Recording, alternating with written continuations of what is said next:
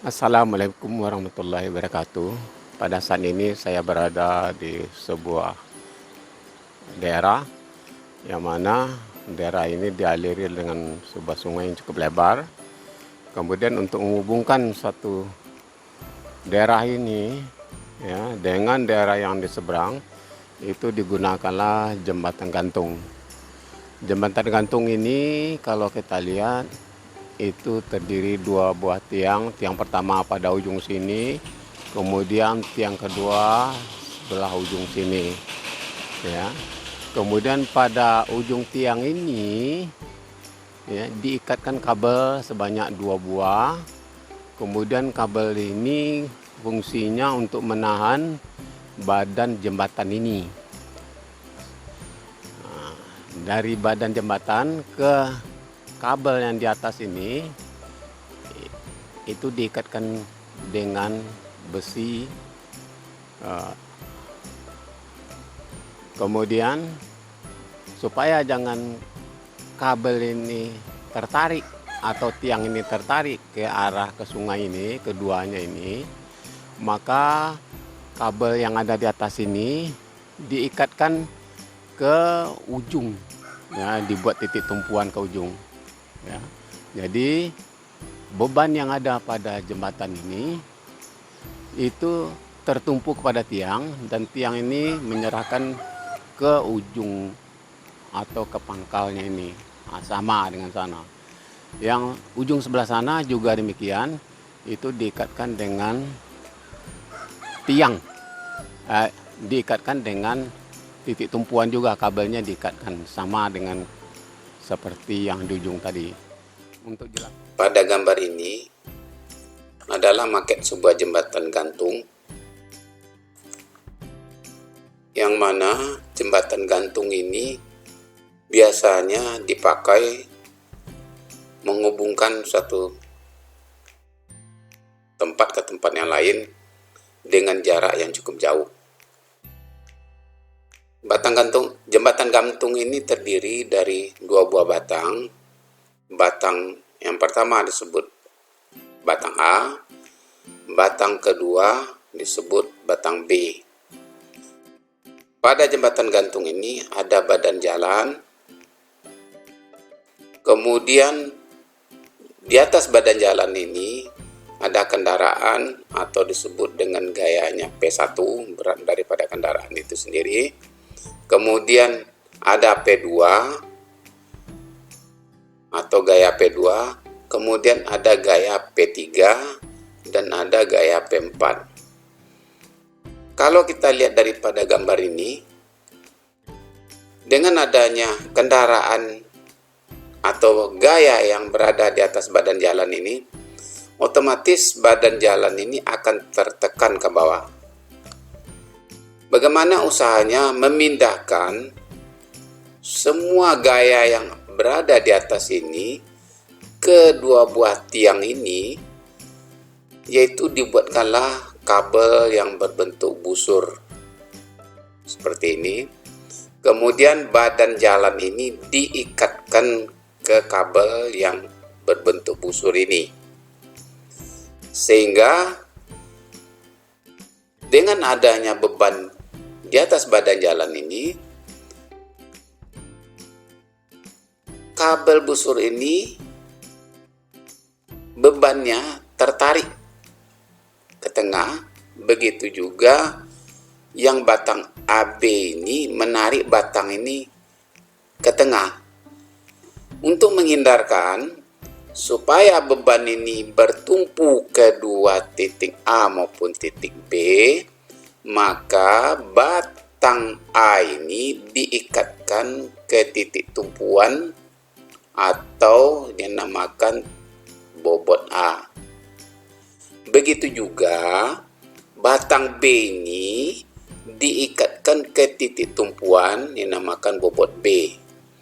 Sehingga berat dari semua gaya ini, keempat kendaraan ini, tertumpu kedua atau tegak lurus pada batang B.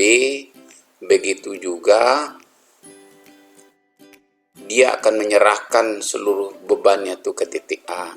Berarti batang A maupun batang B akan mengadakan reaksi. Nah, reaksi itu disebut dengan Ra. Yang batang B akan mengadakan reaksi disebut dengan Rb. Jadi berat kendaraan yang keempat ini semuanya ditahan oleh batang A maupun batang B. Sebagai contoh soalnya dapat kita lihat seperti selanjutnya. Contoh soal dalam bentuk gambar dapat dibuat sederhana mungkin seperti pada gambar 7A. Pada batang A itu cukup dilukiskan dalam bentuk titik tumpuan titik A. Begitu juga pada batang B dapat dilukiskan dalam bentuk titik tumpuan B. Sedangkan gaya atau 4 buah gaya itu cukup dibuatkan dalam bentuk tanda panah. Kemudian kita misalkan P1 500 kg, P2 1200, P3 1000, P4 800. Kemudian jarak dari C ke F 8 meter, A ke B itu adalah 5 meter, CA 2 meter, AD 1 meter, DE 2 meter, EB 2 meter, BF 2 meter. Sekarang bagaimana cara menghitung reaksinya di titik A maupun reaksi di titik B dengan adanya gaya P1, P2, P3, dan P4. Maka kita ambil jumlah MA itu adalah 0, kita anggap. Kemudian P4 kali jaraknya ke titik A, kemudian min RB dikali 5. Sebab gaya P2 dan P3 terhadap titik B itu negatif. Kemudian ditambah, kenapa ditambah?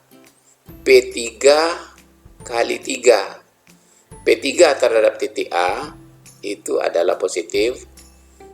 P2 terhadap titik A adalah positif.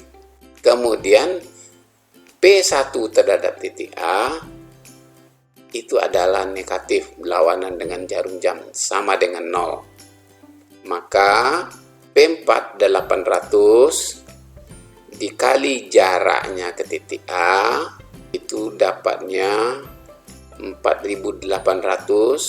Kemudian min RB dikali jarak ke titik A atau 5 min RB.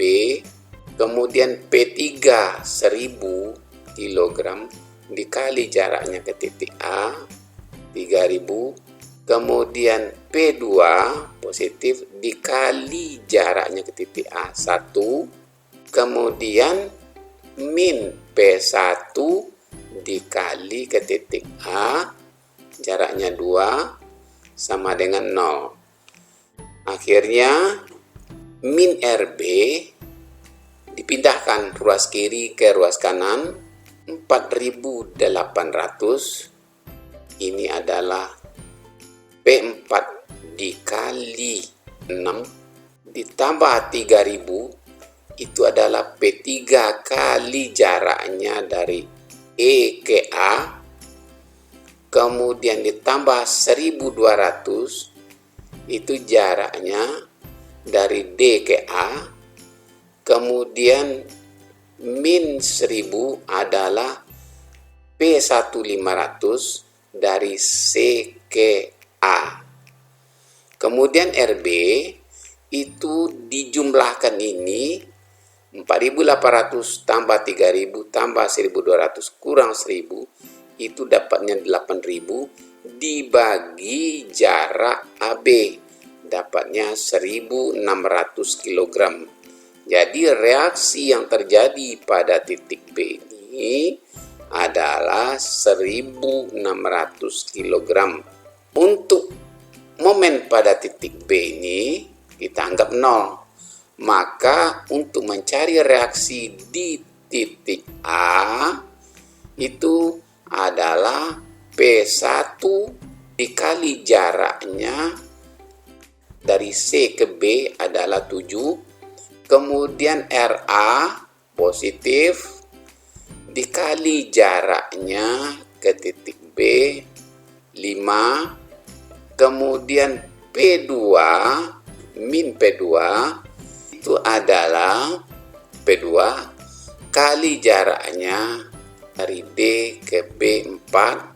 Kemudian P3 dikali jaraknya ke titik B adalah 2. Kemudian P4 terhadap B adalah positif, berarti 800 dikali 1. Setelah kita lakukan, itu adalah 500 min 500 dikali 7 tambah 5RA ditambah 4.800 min 4.800 min 2.000 ditambah 800 sama dengan 0. Jadi 5RA 3.500 itu adalah P1 dikali jaraknya 7. 4.800 adalah P2 1.200 dikali 4. P3 adalah 1.000 dikali jaraknya dari E ke B 2 min 800 kilogram, itu adalah P4 kali 1. Maka RA 9.500 setelah diselesaikan ini dibagi 5 dapatnya 1.900 kg. Jadi reaksi yang terjadi pada titik A adalah 1.900 kg. Sedangkan reaksi yang terjadi pada titik B adalah 1.600. Untuk mengetahui benar RA atau RB ini sama dengan P1 ditambah P2 tambah P3 tambah P4, dapat kita lihat RA adalah 1.900 kg ditambah RB 1.600 kg itu sama dengan P1 500 ditambah P2 1.200 ditambah P3 1000 ditambah P4 800 kg, atau dapat kita lihat 1.900 RA RB 1.600 sama dengan P1 500 P2 1.200 P3 1000 P4 800. Kemudian untuk membuat skala bidang momen itu kita gunakan skala gaya 1 meter sama dengan 500 kg. Maka bidang momen tiap-tiap titik A, B, kemudian C, D, E dan F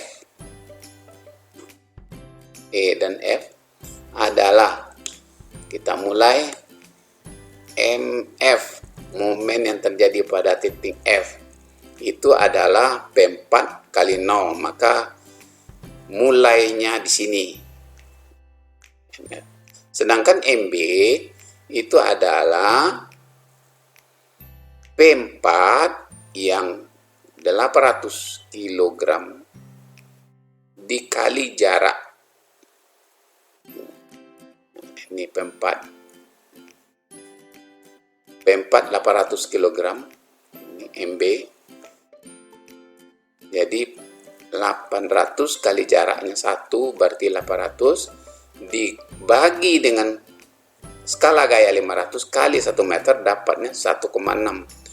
Maka pada B dibuatlah panjang garis sebesar 1600 mm seperti gambar ini.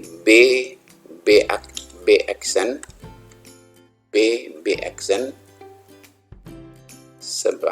sejarak 1600 mm. Kemudian untuk ME itu adalah P4 800 kg dikali jaraknya ke titik E, berarti 800 dikali 3. Kemudian min RB dikali 2, dapatnya 800 ME 800 kali 3 tambah ini ME 1200 kali 2 sama dengan 2400 dikurang ini dapatnya 800 kg meter.